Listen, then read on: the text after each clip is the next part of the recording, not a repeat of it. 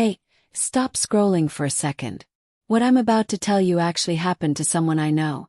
And even now, I still get chills thinking about it. A billionaire stood at the altar next to a woman everyone in that ballroom mocked behind silk fans and champagne glasses. They called her cruel names. They whispered that he'd lost a bet, or lost his mind. But then his own maid walked in holding a single photograph. And the moment she held it up, the entire room went silent. Because what that photo revealed wasn't just a secret. It was the truth about who was really standing at that altar. And it would change everything. Welcome back, my friend. Before we dive in, tell me, where are you watching from tonight? What country do you call home? Drop it in the comments. I love knowing how far these stories travel. Tonight's story is one about love that isn't what it looks like, about judgment that comes back to humble us all, and about a secret so powerful it turns an entire wedding upside down. Stay with me till the end because I promise you, this one is going to stay with you long after the video ends. Nobody in Charleston, South Carolina, ever thought Ethan Cole would get married the way he did. Ethan was the kind of man magazines loved to write about. 34 years old, self-made after inheriting his father's failing textile company and turning it into a billion-dollar real estate empire. He had the jaw of a movie star and the silence of a man who'd learned the hard way that people only wanted him for his money. He drove a car worth more than most people's houses, but he ate dinner alone almost every night in a mansion too big for one heartbeat. 3 years earlier, Ethan's mother had passed away from cancer. Her final wish, scribbled in a letter he kept in his coat pocket, was simple. Marry someone who sees your heart, not your bank account. I don't care what she looks like, son. I care what she carries inside her. Ethan had laughed bitterly when he first read it. In his world, love was a transaction. Every woman who'd smiled at him since he was 25 had a calculator running behind her eyes. Then came Margaret. Margaret Doyle worked as a hospice caregiver 2 towns over. She wasn't glamorous. Burn scars traveled from her collarbone down her right arm and across part of her chest. A fire when she was 19, trying to pull her younger brother out of a burning trailer. She'd saved his life. She'd lost her wedding dreams the same night, because the world had already decided beautiful women got love stories, and scarred women got pity. Ethan met her by accident. His grandmother in her final weeks had been under Margaret's care. Every night for 2 months, Ethan sat in the corner of that hospital room and watched a woman with a scarred body hold his grandmother's trembling hand like she was the most precious thing in the world. Margaret sang softly off-key. She told terrible jokes. She never once looked at Ethan like he was a walking wallet. The night his grandmother passed, she was holding both their hands. Margaret's and his. "You have a good heart, sweetheart," his grandmother had whispered to Margaret. Then to Ethan, "Don't you dare let this one go because of what people will say." 6 months later, Ethan proposed. The tabloids exploded. Billionaire's pity wedding. Is Ethan Cole having a breakdown? His own board members pulled him aside and asked if he needed a psychiatric evaluation. His extended family, aunts, cousins, second cousins who hadn't spoken to him in a decade, suddenly resurfaced with concerned smiles and cruel eyes, whispering that Margaret must be after something. But Ethan didn't care. For the first time since his mother died, he felt like someone actually saw him. The wedding was set for a Saturday evening in June, inside the Grand Wentworth Estate ballroom. Crystal chandeliers, 300 guests, and a bride who walked in wearing a dress that couldn't quite hide what the world had already decided to mock. As Margaret walked down the aisle, veil trembling slightly with each step, Ethan watched jaws tighten across the room. He heard the faint hiss of whispers. Is that really her? He could have anyone. What is he thinking? He reached for her hand anyway. And that's when the ballroom doors burst open. A young woman in a maid's uniform, Danielle, who'd worked in the Cole household for 6 years, came rushing down the aisle, breathless, clutching something tightly to her chest. "Mr. Cole," she said, voice shaking. "Wait." You need to see this before you say, I do. The entire room turned.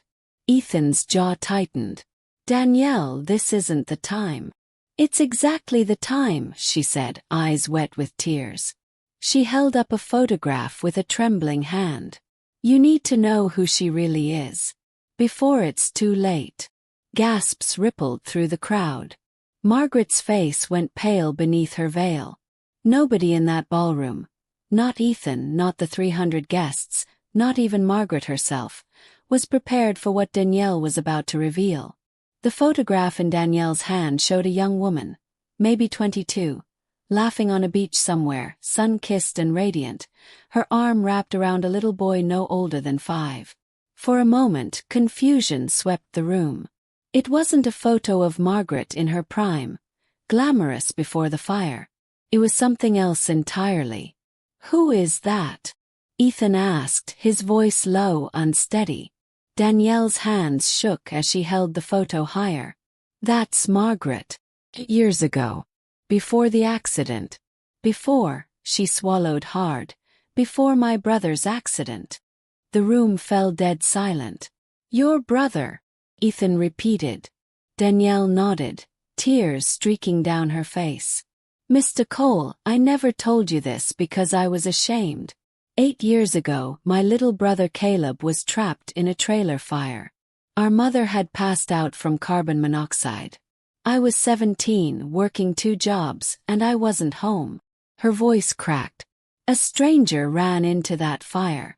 A woman none of us knew. She pulled Caleb out. She went back in for our mother too. She saved both their lives and she never asked for anything. Not even her name in the papers. Ethan's eyes moved slowly to Margaret, whose hands were trembling inside her white gloves. That woman, Danielle whispered, was Margaret. A collective gasp rolled through the crowd like a wave. Margaret closed her eyes, veil trembling, as if she'd been carrying this secret so heavily that even hearing it spoken aloud was a kind of unbearable relief. I've worked in your house for 6 years, Mr. Cole, Danielle continued, voice breaking. The moment I saw her walk through your front door for your grandmother's care, I recognized those scars. I recognized her eyes. I didn't say anything because Margaret asked me not to. She said she didn't want pity. She didn't want anyone to know what she'd sacrificed. Ethan turned to Margaret slowly, his throat tight. Is this true? Margaret's lips trembled. For the first time since they'd met, she looked truly afraid. Not of judgment from strangers, but of being seen by the one person whose opinion had come to matter the most. I didn't want you to marry me because you felt like you owed me something, she whispered. I wanted you to choose me because of who I am now. Not because of one night 8 years ago. The room was frozen, 300 guests holding their breath. Ethan reached up and gently lifted her veil. His hands trembling. You've been carrying this alone, he said softly. All this time. I didn't think it mattered, Margaret whispered. I didn't do it to be a hero. I did it because a child was screaming, and I couldn't just stand there. Somewhere in the crowd, someone began to cry. Then another. The murmurs of judgment that had filled the room only minutes earlier had shifted into something else entirely. A stunned, humbled silence. But the story wasn't over. Because what Danielle didn't yet know, what none of them knew, was that the fire that scarred Margaret hadn't been an accident at all. 3 days later, sitting in the quiet study of the Cole mansion, Ethan asked Margaret the question that had haunted him since the wedding. Tell me everything. From the beginning. Margaret's hands wrapped around a cup of untouched tea. She hadn't spoken about that night in 8 years. Not to therapists, not to friends, not even to her own brother. I was driving home from my shift at the diner, she began. I saw smoke coming from a trailer park off Route 9. I heard a woman screaming. I didn't think. I just ran. She described the heat, the smoke thick enough to swallow the stars, the sound of a child crying somewhere inside. She'd pulled Caleb out first, then gone back in for his unconscious mother, flames licking up her arm and across her chest as the roof groaned above her. But here's the part nobody knows, Margaret said, voice dropping. The fire wasn't an accident. I found out 3 weeks later, when I was still in the burn unit. A man had been paid to set that trailer on fire. It was insurance fraud. The property owner wanted to collect on a policy, and he didn't care who was inside. Ethan's face hardened. Was he caught? Eventually. But not because of me. Margaret's eyes glistened. Because Danielle's mother, Caleb's mother, testified against him. She lost everything in that fire. Her home, her sense of safety. And I lost the ability to ever feel comfortable in my own skin again, because strangers only ever saw scars, not sacrifice. Ethan reached across the table and took her hand. The scarred one, the one she usually kept hidden beneath long sleeves. You should have told me, he said gently. Would it have changed anything? Margaret asked, testing him. No, Ethan said without hesitation. But it would have meant I understood you sooner. It would have meant I could have carried some of this with you instead of you carrying it alone. Margaret's eyes filled with tears, not of sadness this time, but of something she hadn't let herself feel in 8 long years, being fully known and fully accepted. But that peaceful moment didn't last. Because 2 days later, a name from Margaret's past resurfaced, the daughter of the very man who had set that fire, now working her way into Charleston high society under a different last name, determined to make sure Margaret's story, and her father's crime, never saw daylight. Her name was Priscilla Hart, and she had spent 8 years quietly rebuilding the family reputation her father had destroyed. Wealthy, polished, and dangerously charming, Priscilla had actually been one of Ethan's early business contacts, someone he'd once considered dating before Margaret came into his life. When Priscilla heard whispers about the wedding scandal, about a maid revealing a hero's secret at the altar, her stomach turned cold. She knew exactly who that scarred bride was. And she knew that if the full truth ever came out publicly, her father's decade-old conviction would resurface, dragging her family's name, and her own social standing, through the mud all over again. She arrived at the Cole mansion under the guise of a congratulatory visit, dressed in cream silk, a bottle of expensive wine in hand, and a smile sharp enough to cut glass. "Ethan, darling," she said, air-kissing his cheek in the foyer. "I heard about the wedding drama. How positively dramatic.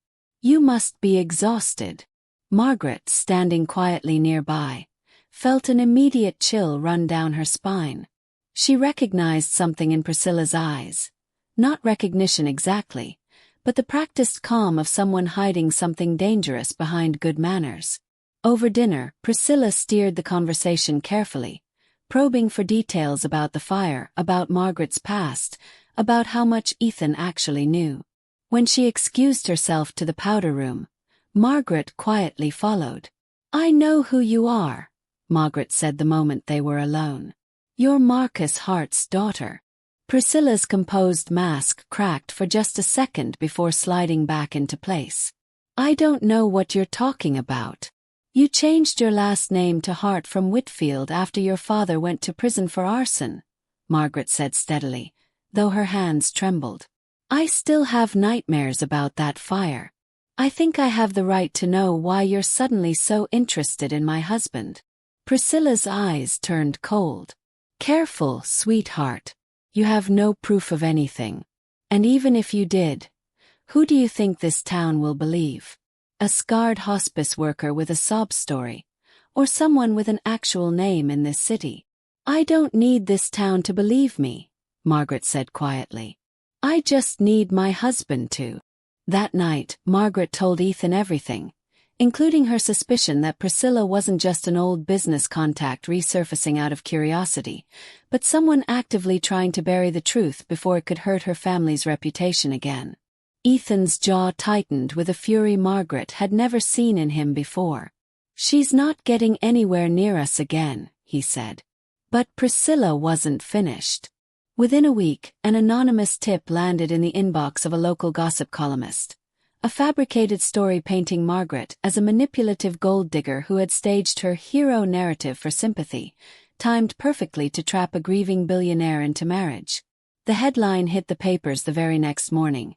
The truth behind the hero bride. Fabrication or fraud? Margaret's world, which had finally started to feel safe, cracked wide open again. The article spread like wildfire through Charleston's social circles. Margaret's phone buzzed relentlessly with messages from people she barely knew, some cruel, some just curious, all of them exhausting. At the hospice center where she worked, whispers followed her down every hallway. A few patients' families requested different caregivers. Her supervisor, uncomfortable with the media attention, gently suggested she take some time off until things settled down. For the first time since the wedding, Margaret felt the old shame creeping back. The shame she'd carried since the fire, the shame of being looked at and judged before anyone bothered to know her. Maybe this was a mistake, she told Ethan one night, sitting on the edge of their bed, refusing to meet his eyes. Maybe I should have stayed invisible. It was easier that way. Ethan knelt in front of her, taking both her hands in his. Margaret, look at me. You didn't create this storm. Someone else did because the truth threatens them. That's not weakness on your part. That's proof you're a threat to a lie that's been protected for 8 years. Margaret's eyes filled with tears. What if it doesn't matter? What if people only ever see the headline? Then we make sure they see the truth instead, Ethan said firmly. That week, Ethan hired a private investigator, a retired detective named Walter Briggs, who had actually worked the original arson case 8 years earlier.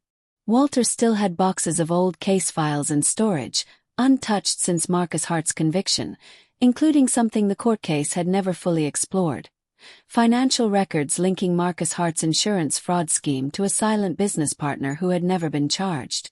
There was someone else involved, Walter told Ethan and Margaret over coffee in his cluttered office.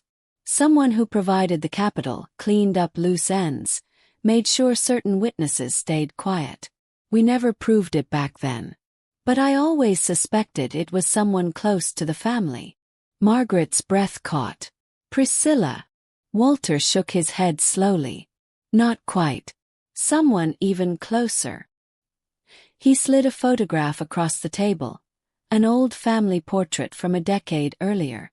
Marcus Hart, his wife, young Priscilla, and standing beside them, unmistakably, was Priscilla's mother, the woman who had testified as a grieving, innocent bystander during the original trial, the same woman who had quietly rebuilt the family's fortune and reputation while her husband sat in prison.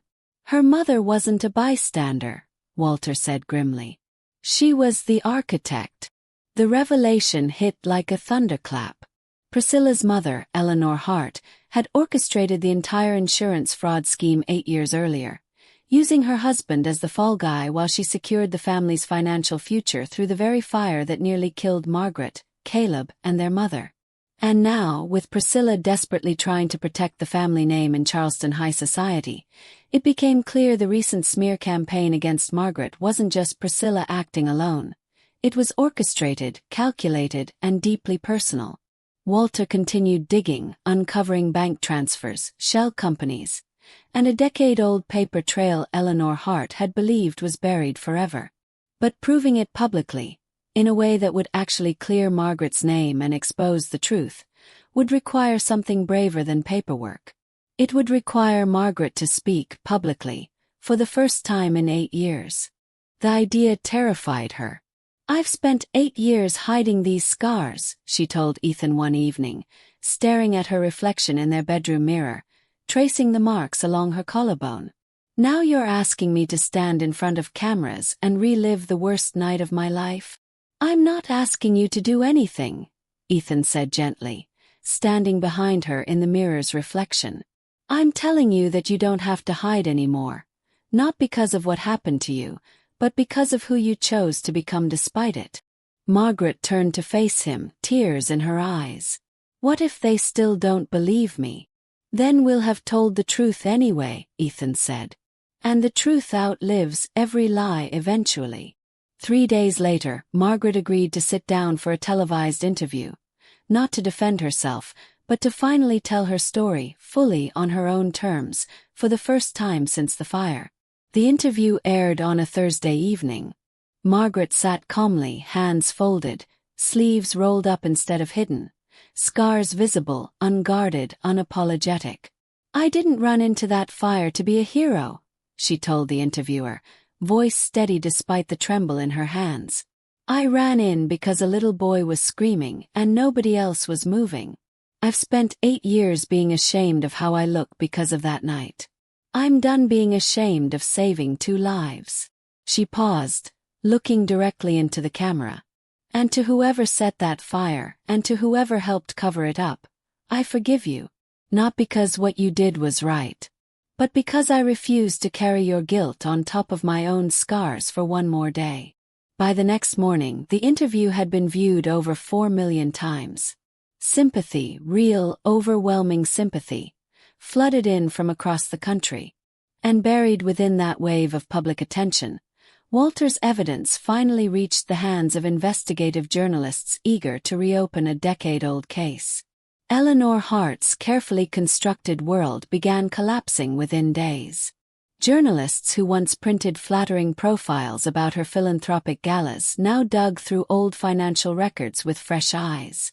Bank employees who'd stayed silent 8 years earlier out of fear or loyalty suddenly found the courage to speak, especially after seeing Margaret's raw, unguarded interview.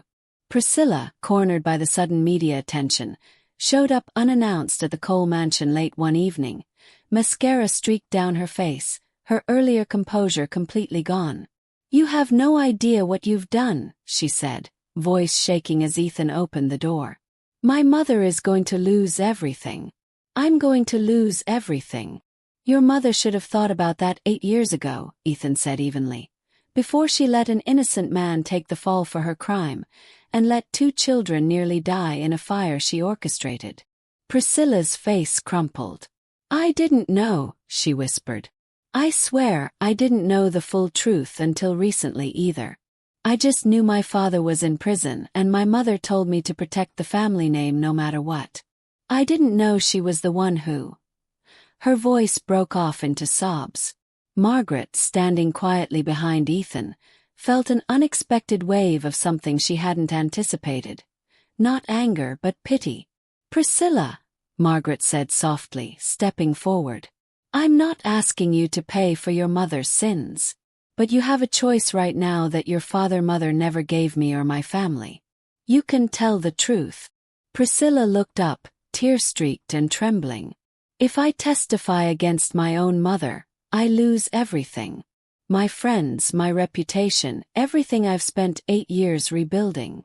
Or," Margaret said gently, "you finally get to build something real. Not a name built on lies, but a life built on truth. I know which one lasts longer." 3 weeks later, Priscilla testified before a grand jury, providing crucial evidence against her mother. Bank records, private conversations, proof of the elaborate cover-up that had protected Eleanor Hart for nearly a decade. Eleanor Hart was arrested on charges of insurance fraud, arson conspiracy, and obstruction of justice. The story dominated headlines across the country, not as a scandal about a hero bride, but as a story of long overdue justice. And through it all, Margaret and Ethan stood together, no longer hiding from the world, no longer ashamed of the story that had brought them together. With the truth finally exposed, life slowly began returning to something resembling normal, though nothing about Margaret and Ethan's life would ever be quite the same again. Margaret returned to the hospice center, and to her surprise, patients and co-workers who'd once distanced themselves now greeted her with newfound warmth and respect. Families specifically requested her care, having seen her television interview, moved by her strength and honesty. Caleb, now grown into a bright, kind young man studying to become a firefighter, inspired, he admitted, by the woman who'd saved his life all those years ago, reached out to Margaret for the first time since childhood. Their reunion, filmed accidentally by a local news crew following the ongoing story, became one of the most emotional moments broadcast that year. A grown man embracing the stranger who had run into fire for him as a 5-year-old boy, both of them sobbing, neither able to speak for several long minutes. "You gave me my whole life," Caleb finally managed to say. "Everything I've ever done since that night, I did because you showed me somebody could care that much about a stranger." Margaret held him tightly, feeling something inside her finally begin to heal, a wound far deeper than the physical scars she carried. Ethan, meanwhile, used his company's resources to establish the Margaret Doyle Foundation, providing financial and medical support to burn survivors and their families across the country, ensuring no one else would have to face the kind of judgment and isolation Margaret had endured for 8 long years. At the foundation's launch event, held in the very same Wentworth Estate ballroom where their wedding had once been mocked, Ethan stood at the podium, Margaret by his side. "8 months ago in this very room," he began, his voice carrying across a crowd very different from the one that had gathered for their wedding, "people whispered that I'd made a mistake marrying my wife, that I could have chosen someone more beautiful, someone more polished, someone the world would approve of." He paused, looking at Margaret with unmistakable love. "I want to publicly say something today. I didn't marry a mistake. I married the bravest, kindest, strongest person I have ever known. And her scars aren't something to pity. They're a map of every life she's ever saved." The room erupted into applause, genuine, warm, nothing like the cold whispers that had once filled that same space. Life moved forward with a quiet grace neither Margaret nor Ethan had expected to find. A year after the wedding, Danielle, the maid whose brave interruption had started this entire journey, stood as Margaret's chosen maid of honor at a small, private vow renewal ceremony the couple decided to hold, just for family and close friends this time, away from cameras and headlines. "I almost didn't say anything that day," Danielle admitted through tears during her toast. "I was terrified of ruining the wedding, of overstepping. But I kept thinking about my little brother, about how he wouldn't be alive without this incredible woman, and I knew the truth needed to come out. Not to hurt anyone, but because secrets like that only protect the people who did wrong." Margaret squeezed Danielle's hand. "You didn't ruin anything," she whispered. "You gave me the courage to stop hiding." Even Priscilla, who had cooperated fully with prosecutors and testified against her own mother, found an unlikely path toward redemption. She quietly resigned from Charleston high society, moved to a smaller town, and began volunteering, anonymously at first, with burn survivor support groups, slowly rebuilding a version of herself defined by something other than her family's reputation. Eleanor Hart, meanwhile, was sentenced to 12 years in prison. Marcus Hart, whose original conviction was re-examined in light of new evidence proving his wife's greater role in the scheme, had his sentence reduced and was released after serving 8 years, forever changed by the ordeal, but finally free of a burden that had never fully been his to carry alone. As for Ethan and Margaret, their marriage, one that began under a storm of judgment, secrets, and scandal, grew into something the tabloids could never have predicted, a genuine, deeply devoted partnership built not on appearances, but on truth. They eventually welcomed a daughter, whom they named Grace, a name Margaret chose deliberately, a quiet reminder of everything mercy and forgiveness had made possible in their lives. 5 years after that fateful wedding day, Margaret stood once more in the Wentworth Estate ballroom, not as a bride facing judgment this time, but as a guest of honor at the Foundation's annual gala. Little Grace perched happily on Ethan's hip nearby. She looked around at a room full of survivors, families, and supporters, people whose lives had been touched, in one way or another, by the courage of a woman who had once been mocked for scars she earned saving lives. A young reporter approached her that evening, notebook in hand. "Mrs. Cole, after everything you've been through, the fire, the scandal, the lies, what would you say to someone out there right now who feels like the world only sees their scars and not their strength?" Margaret smiled softly, glancing at Ethan and Grace across the room before answering. "I'd tell them this," she said. "The world will judge you before it ever understands you. People will whisper, they'll assume, they'll decide who you are based on what they can see on the surface.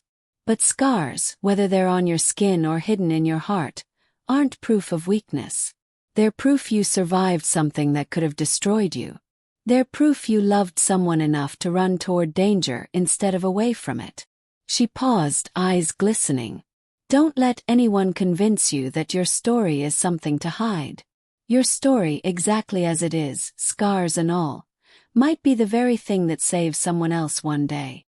As the gala continued around her, filled with laughter, gratitude, and hard-earned joy, Margaret reached for Ethan's hand, the same scarred hand that had once trembled walking down that aisle, now steady, sure, and completely at peace.